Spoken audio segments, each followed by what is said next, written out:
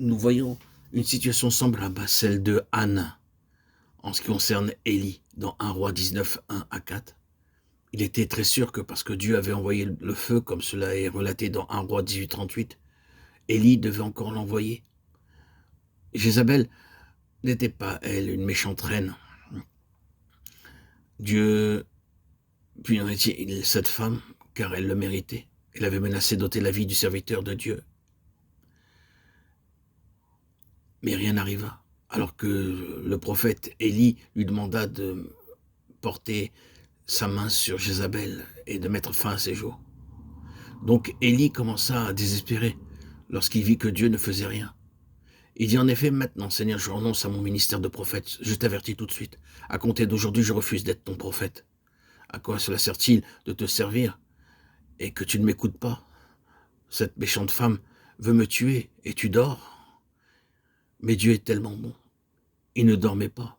Il n'allait pas punir Jézabel selon la sagesse d'Élie, comme il n'a pas répondu à Anne selon sa sagesse. Il avait prévu depuis toujours qu'il utiliserait Jéhu et non pas Élie pour la punir. C'était la voix de Dieu. Maintenant, mon avis est que nous n'avons pas le droit de commander Dieu, de lui ordonner de faire ce qu'il nous paraît bon à nos propres yeux.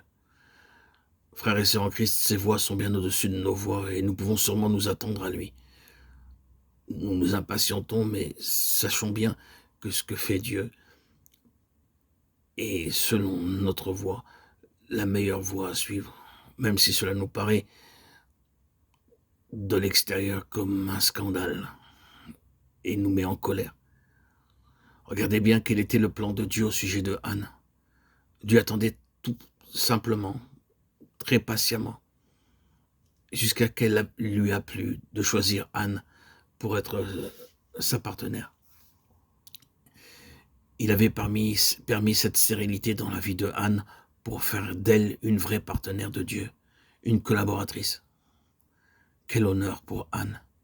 Elle avait prié, ça lui paraissait des prières vaines. Dieu ne lui répondait pas.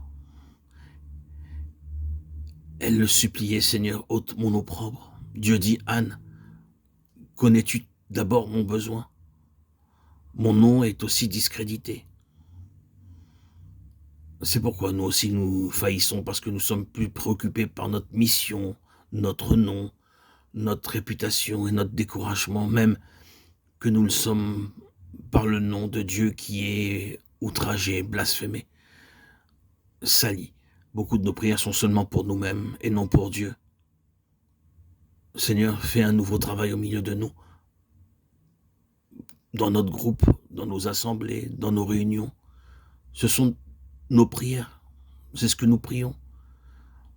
Dieu ne travaille pas de cette manière. Nous devons apprendre à prier de manière à trouver le besoin de Dieu ou ce qu'il veut.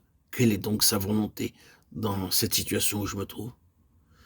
Frères et sœurs en Christ, si nous voulons que la gloire de Dieu revienne, nous devons avant tout apprendre à prier ainsi, car nous découvrirons qu'avant chaque vrai réveil, il y a eu avant tout un grand fardeau de prière. Il ne faut pas simplement prier pour nous-mêmes, mais prier pour que Dieu nous montre la voie. Car c'est le principe de prier selon la volonté de Dieu, cherchant à trouver sa pensée et son besoin.